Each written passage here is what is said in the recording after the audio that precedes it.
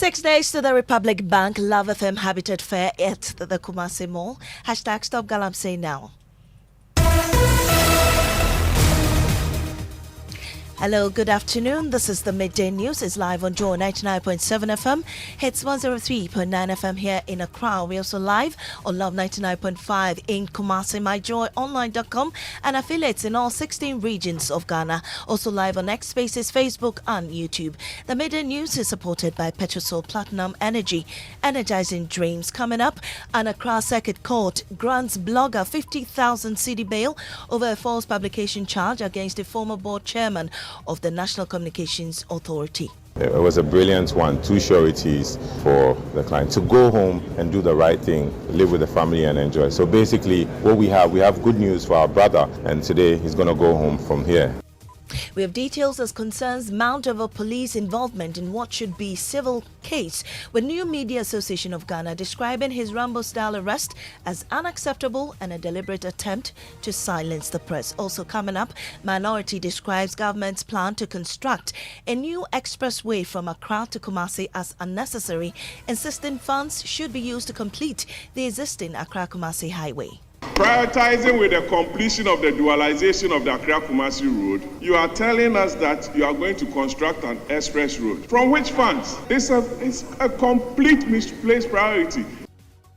Also this afternoon, Energy Ministry raises fresh questions about Springfield's investment claims in the Afena oil field, as 3 evaluation firms are now under consideration to independently verify the true worth of the asset. It's not enough for Springfield to say, I spent 200. Where did you spend $1? Who did you pay? Did you even pay the right amount? Because there are standards. You can't just tell us that you drill a well and it was 50 million. When the standards is that it should be, say, 20 million.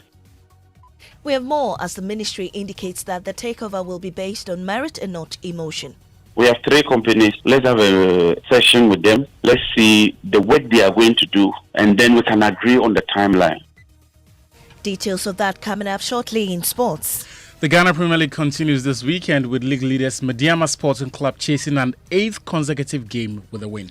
Also, health experts warn that pressure on new mothers to return to work too soon is putting newborns, especially preterm babies, at continued risk despite falling child mortality rates. We are giving 3 months of maternity leave, but we are expecting mothers to breastfeed for 6 months. The next one is that if you go to many of our workplaces, there is no space created for safe breastfeeding. Much later in the bulletin, a flip side from the 2026 budget debate in Parliament, where the majority doesn't seem to have enough of a swipe against the minority and their members. But when the leader goes to war with a contingent of 137 and returns with only 78, he is referred to as Osakwa. Details of these coming up with me, Maame, Nyamekye, Thompson. This is Joy News, independent, fearless and credible. Please stay.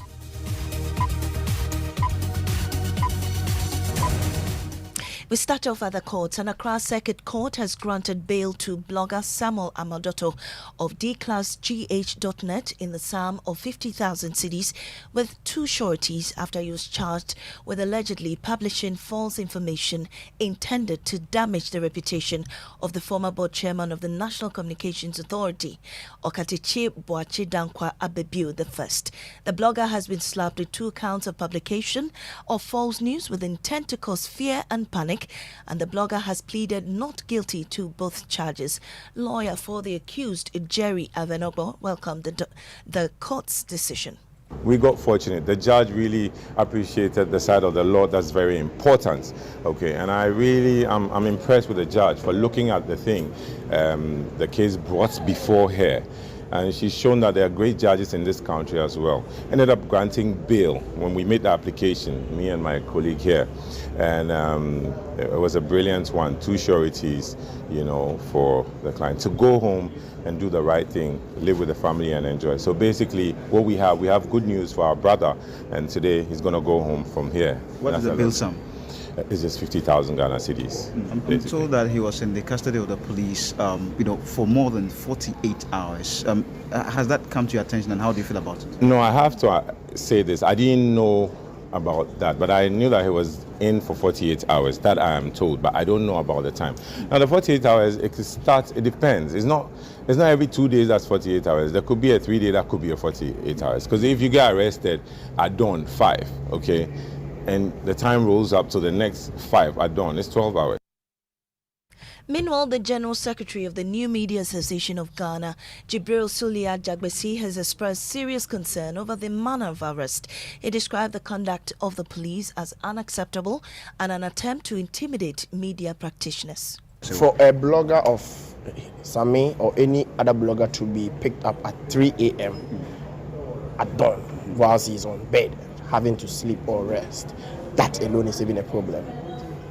We need to condemn the Rambo-style attack on media personalities, as not forgetting bloggers and content creators. For that one, that's where we have a problem with. And then being able to accommodate an accused person for more than 48 hours, that is where the problem is. And so we need to talk about that. If somebody has a problem with a member of the New Media Association, or if somebody has a problem with a blogger, if it has to do with defamation, if it has to do every other issue has a proceeding. You don't go and pick people at Rambo style in the name of somebody has made a complaint against that person. Perhaps he was invited, but he declined. He wasn't invited. We are aware of the conversation. He was picked at 3 a.m. on a Friday morning. And so you can see the necessities or the ins and outs. Well, joining me on this conversation is Suleiman Abrahima, Executive Director of the Media Foundation for West Africa, and also private legal practitioner Thompson Ladi Ayenini. Welcome, both of you, to the Midday News. Let me start with Suleiman Abrahima. Court has granted the blogger a bail of 50,000 cedis with 2 sureties. Your reaction? Well, I mean, it's certainly a welcome development. I wouldn't have expected that just within the same day the court will be able to sit on the matter and pronounce judgment. And under the circumstances, I think that what could be expected is the bail that has been granted. I'm hoping that the bail conditions will be fulfilled so that he would have his freedom while the case is ongoing. But of course, there are the other concerns that I'm sure a lot of people have raised, relating to the conduct of the police on matters relating to publication of false news and all of that.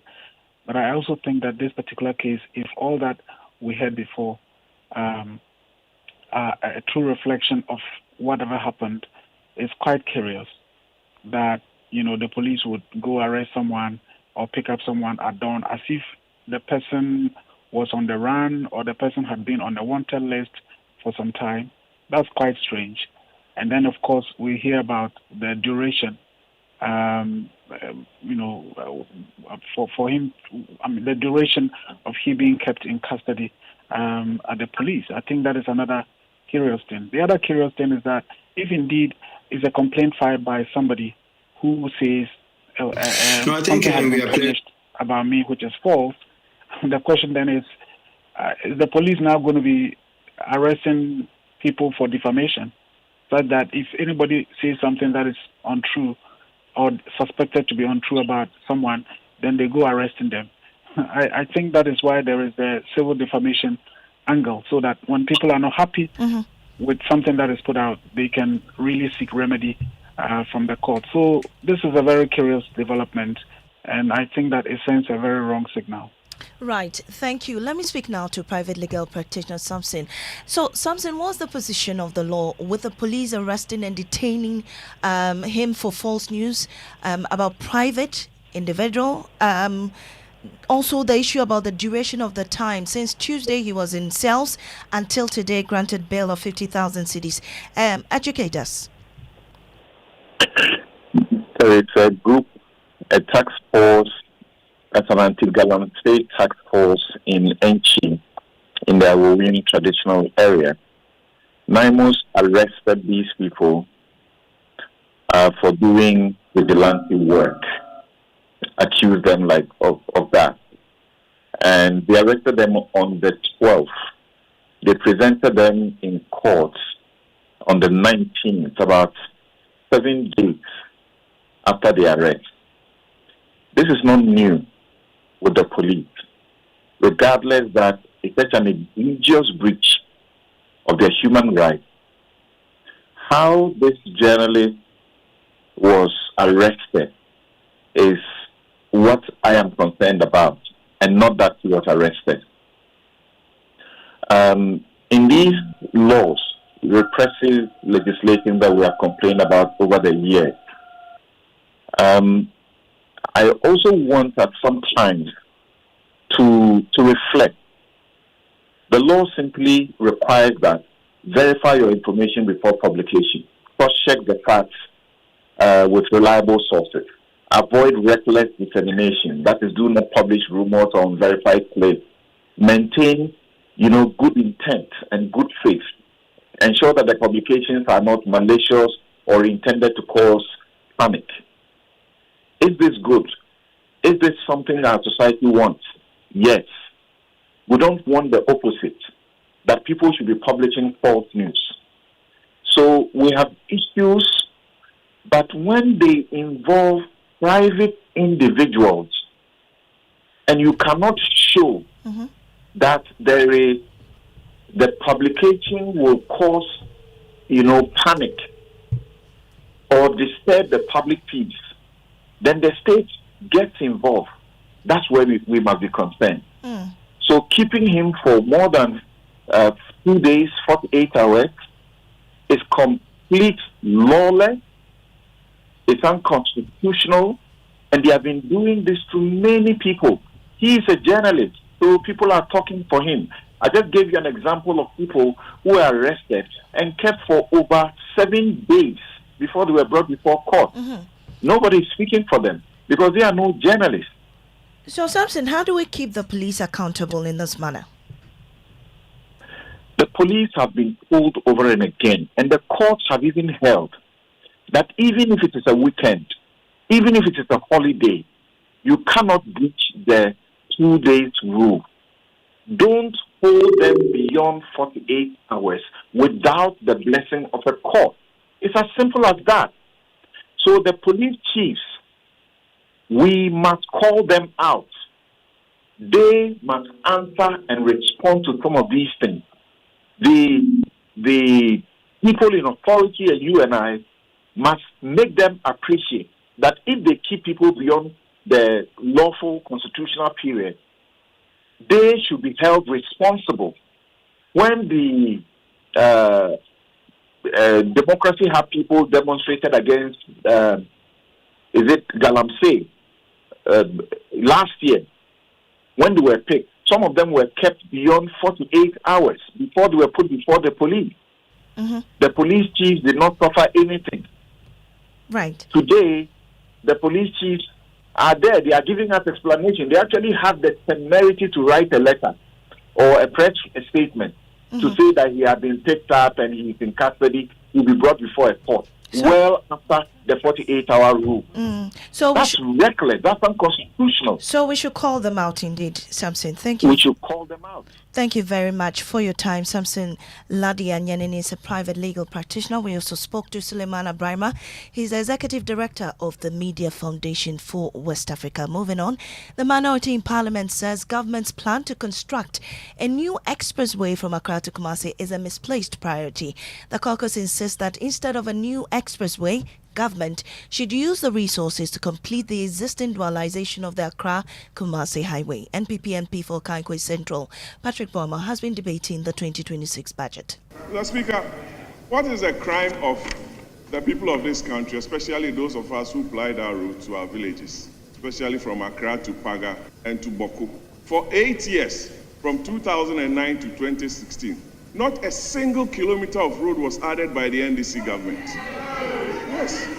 You come into government again, and instead of you prioritizing with the completion of the dualization of the Accra-Kumasi road, you are telling us that you are going to construct an express road.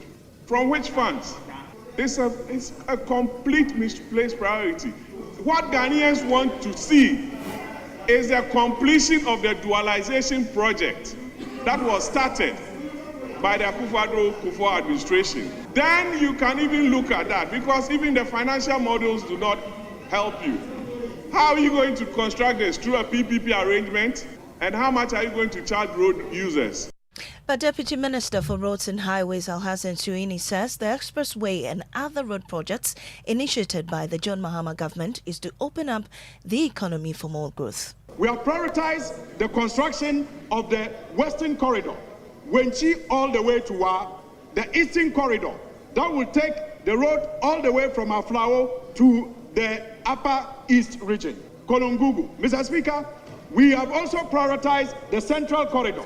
And as we speak, the dualization of the Accra-Kumasi, highway has reached about 64% completion rate. And Mr. Speaker, you will recall that when we came into power, that project was stalled because there was no dedicated funding for that project. It has been put now on the Big Push agenda. Mr. Speaker, the headline of President Mahame's Big Push agenda is the new expressway that will see about 8 interchanges on the Kumasi-Accra highway. Mr. Speaker, all of these are not just concrete, bitumen, and metals. Mr. Speaker, these are projects that will impact our economy, that will produce jobs, and that will create employment. Well, we're joined by an urban designer and architect at the Kwame Nkrumah University of Science and Technology, Charles Cecil. We're grateful for your time. What's your expert opinion on this government initiative and the minorities' position? Yeah, I think it's a very good idea to have an express road. The distance is shorter. We can travel between 100 to about 160, 180 kilometers per hour.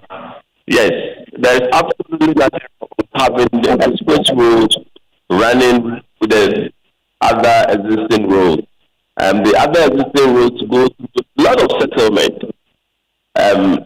This one, I am very sure, will minimize the number of settlements and subsequently save traveling time. So the issue of resources, I'm sure wherever it's something society needs and it will help the state, they should find the resources. Because it's the only medium through which we travel and transport goods and services. It's the only way we have rail as a country. So what is wrong when we have our standard routes and the express route? It's a perfect idea. We should work towards it and make sure it's fixed. Thank you very much, Charles Cecil. He's urban designer and architect at the Kwame Nkrumah University of Science and Technology. Now, government says it is reviewing proposals from 3 evaluation firms to independently determine the true worth of the Afena discovery and to finally verify whether Springfield's reported investments, including the company's claim of spending over $200 million, can be validated. Energy and Green Transitions Minister John Jinapo on the Super Morning Show says once the final firm is selected, the ministry will publish a clear roadmap for the next steps. An independent, fair, transparent process that emphasizes on value for money, that emphasizes on competent technical evaluation. After that, I'll meet all these users. Let's do what is right. Let's do what is proper. So that tomorrow when I leave off, I can turn back and say, I did a good job. And we need to validate. It's not enough for Springfield to say, I spent 200. Where did you spend $1? Who did you pay? Did you even pay the right amount? Because there are standards. You can't just tell us that you drill a well and it was 50 million. When the standards is that it should be, say, 20 million. So I'm really going beyond what you are saying. Timelines is now the issue. We have 3 companies. Let's have a session with them. Let's see the work they are going to do, and then we can agree on the timeline. And when we agree on the timeline, we'll make that available as well. Mr. Jinapo also says he's prepared to support an indigenous company once its actions are legitimate, but that support will not override due process. We are dealing with an indigenous Ghanaian company. It's not as if they took the field and sat doing nothing. So that is not comparable. Normally where I revoke a license is when you've been granted a license to go and explore. You are given, say, 3 years and you do nothing. We would revoke and take over the asset. But when an indigenous company has spent money, gone ahead to drill, conducted an appraisal, and shows that there is some potential, I will not terminate that agreement. I will sit with that company, look at what they've done so far, and determine whether we can help that company so that it will encourage other Ghanaian companies to venture into that field. If they do not meet that criteria, we will terminate that agreement and assume the block. This is the Midday News on Joy 99.7 FM. We'll take a break. When we return, we have sports. Also, health experts warn that pressure on new mothers to return to work too soon is putting newborns, especially preterm babies, at continued risk despite failing or falling child mortality rates. We are giving 3 months of maternity leave, but we are expecting mothers to breastfeed for 6 months. The next one is that if you go to many of our workplaces, there is no space created for safe breastfeeding.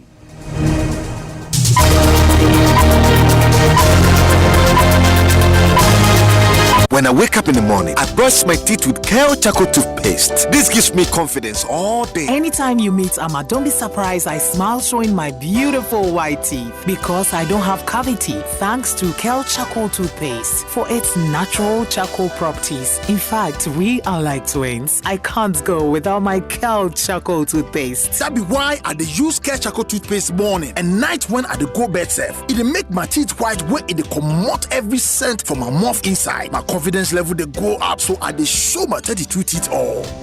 Introducing the Kale Charcoal toothpaste, formulated with activated bamboo charcoal powder, ensures whiter teeth and removes bad breath. The strong natural property of the activated bamboo charcoal removes bacteria, absorbs surface stains on our teeth caused by coffee, wines, and tobacco. Welcome, Kale Charcoal toothpaste. Kale Charcoal toothpaste, Sankofa Yenchi. Kale, happy smile. This advert is FDA approved.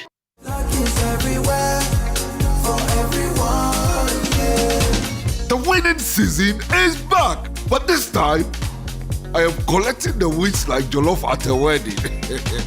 The luckiest season 3 is here. Your chance to flip your luck or maybe your bank accounts too. 2 easy ways to join. Dial *712#. Hit 1 to buy for you or 2 to gift a friend. Feeling lucky? Pick 1 for a random number or hit 2 to choose your own. Pay with mobile money. Done. You're in. Or go to theluckiestafrica.com, click community tickets, choose your number or let the system do so for you. You can buy a ticket for your boo or your favorite barber. Pay with Momo or card if you're abroad. 1 ticket could turn your 1 Ghana cedi into 500 times more. And the whole community could win 10 times over. Dial *712# or log on. Let's get lucky together because luck is everywhere. Dear Santa, I don't want a lot this holiday. All I want this holiday is on DSTV, so I can watch all my favorite kids shows on Cartoon Network, Nick Jr. and Nicktoons. Also, Daddy can watch all his football games, and Mommy can watch all her telenovelas. Ho ho ho! No bronya kuko this Christmas. Get yourself or gift that special person a DSTV decoder as a Christmas gift today at 89 Ghana cedis. DSTV, your home of entertainment. Papa no no, papa no no, papa no no, papa no no, papa no no, Ankasa. Polytank is everywhere, durable and authentic. Stronger brand you can trust. Polytank, we get Sumo, Rambo, and get Sumo Super. And the Polytank, we did. Polytank, papa no no, papa no no, papa no no, papa no no, papa no no, Ankasa. Always the best. Joy 99.7 FM.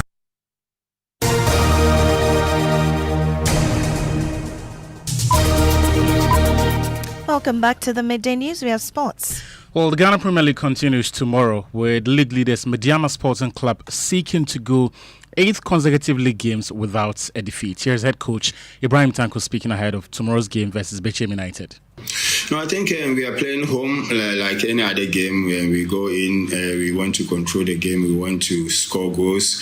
So definitely we are determined to do that. And it's not going to be easy. Bechem is a very good team. They have a new coach now. I think the players are motivated, but I think in playing home with our confidence, our supporters behind us, I hope that we will take the 3 points.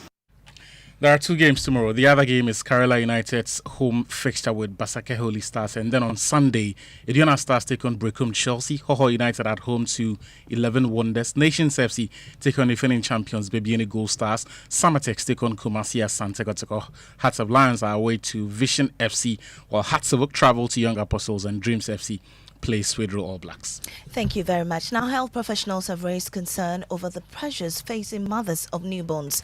Despite child under 5 deaths falling from over 67,000 to below 33,000 in 2023, and neonatal deaths dropping from over 25,000 to below 18,000, experts warn that many babies remain at risk because mothers must return to work before establishing adequate breastfeeding. These concerns were at the Joy News National Dialogue Series Investment in Newborn Health. There's more in this report. The dialogue held on the theme Investment in Newborn Health, giving preterm babies a strong start, highlighted gaps in care, low-cost solutions, and the socioeconomic toll of prematurity on families.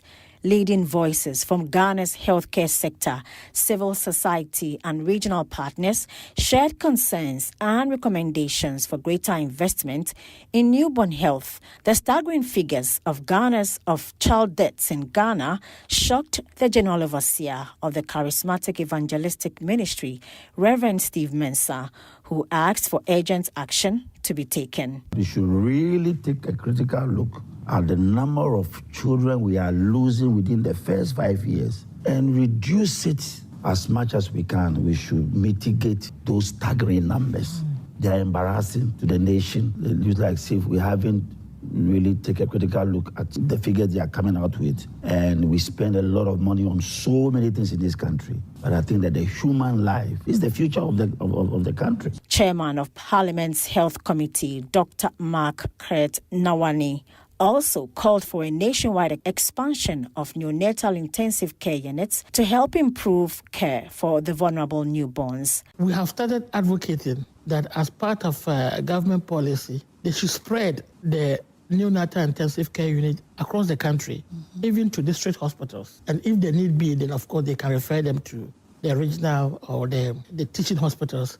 We are saying this because some of them come from even far away and have to come and stay at a hospital that is not near to where they hail from. And that A true home isn't only built with concrete and roofing sheets. It's constructed with comfort, security, and the peace of knowing every detail was designed for your well-being. That's exactly what Prabon Greenfields is bringing to the Republic Bank Love FM Habitat Fair. And here's the biggest news. They are offering an unbeatable 20% discount on their 3-bedroom vintage homes exclusively at the fair. Prabon Greenfields also, our houses are situated such that you can make all flexible adjustments to your home when you purchase them. We also provide you with 24-hour security services, and then also our houses are well walled, which I call it a double-layered security, because the first wall, the walling of your house is your first security, and then that of the whole community is also a second security. And then also we have security posts at vantage points. Also, one of the major things that Prabon Greenfields can boast of is our infrastructure. We have the best infrastructure in Kumasi. We can talk of better drainage systems. Also, we have one of the best sewage systems in Kumasi. The Republic Bank Love FM Habitat Fair is only 6 days away, happening at the Kumasi City Mall from the 27th to the 30th of November 2025. Now let's take you back to Parliament, and this time for some light-hearted moments during the 2026 budget debate, where the majority doesn't seem to be having enough of the swipe against their friends on the other side of the House. Here's first-time MP for Seshirioso, Kofi Bente-Afo, and the Deputy Finance Minister, Thomas Ampemnyako. Mr. Speaker, before I became a parliamentarian, I heard that this house had 2 sides, your left-hand side and your right-hand side. But ever since I came here, I have seen a median. However, what I have seen are corners, 4 of them, one of which is occupied by the MPP, which was in previous government. You see, we have been reduced to 1 corner. In this 1 corner, a minority you are enjoying. We would not want to be like you. We would not want to be like... Mr. Speaker, in Akan, when a leader leads an army to war and he returns victorious, Honorable, is given you the have 1 minute title more. Osahene. But when the leader goes to war with a contingent of 137 and returns with only 78, he is referred to as Osakwa.